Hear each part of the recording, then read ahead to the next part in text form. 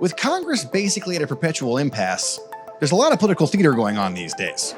And for the moment, it's not Robert Mueller providing the source material. It's immigration.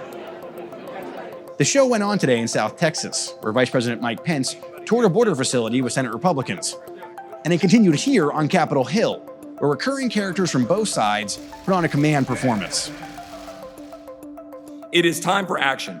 This Texan is not going to sit by and watch his state and Texas communities get overrun and abused because the cowards of the swamp sit idly by and cynically fail to do their job. Mr. Speaker, we do have a crisis at our border. It is one of morality. As we have seen this current strategy unfold, intentional and cruelly created by the Trump administration, dead set on sending a hate-filled message that those seeking refuge are not welcome in America. It was a scene. Members of Congress testifying before other members of Congress about the horrors they've personally witnessed down at the border. But it's hard to blame the House Democrats. They can't get bills past the Senate or the president. And when they do try to do oversight, calling witnesses, requesting documents, the president stiff arms them, especially when it comes to Mueller or Trump's businesses or his family. All the juicy stuff everyone up here really wants to know about. When the government started separating families, the outrage eventually led to Republican condemnation of the White House and a change in policy. And when the number of kids held in border facilities spiked this spring, House Democrats made a big show of it.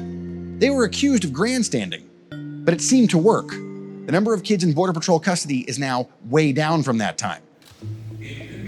There's another freshman congresswoman who testified here today, one you haven't seen on cable as much as some of the other ones. She's leading the Democrats' oversight efforts on this issue.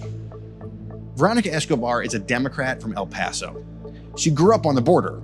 Her husband is an immigration judge. She knows this stuff. Cold.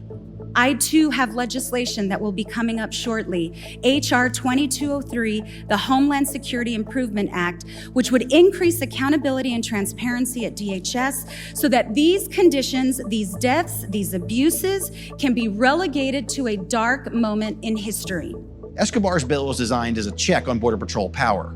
It would establish a commission to oversee conditions on the border led by local officials, faith leaders, civil rights leaders, and educators. It would create a system for tracking children within the Border Patrol system. And among other things, it would severely limit family separations.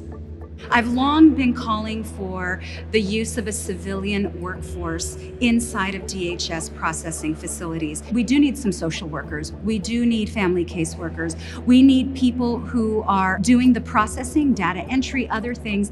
We have uniformed agents doing all of that right now. It is crazy. It doesn't make sense. These are functions that should be performed by professionals who don't need a gun or a badge. I think that it would help get agents back out on the line, and it would improve the way that we operate as an agency.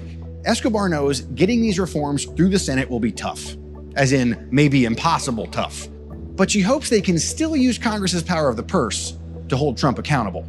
This is also about looking to fiscal year 2020, and I've testified before the Appropriations Subcommittee on Homeland Security. I submitted everything that I was hoping to get into the bill. I'm in close communication with the appropriators there, so we'll see. I mean, it's a matter of trying every avenue possible to create change. Will Democrats act all as one with those purse strings this time? We'll see. I mean, we need to.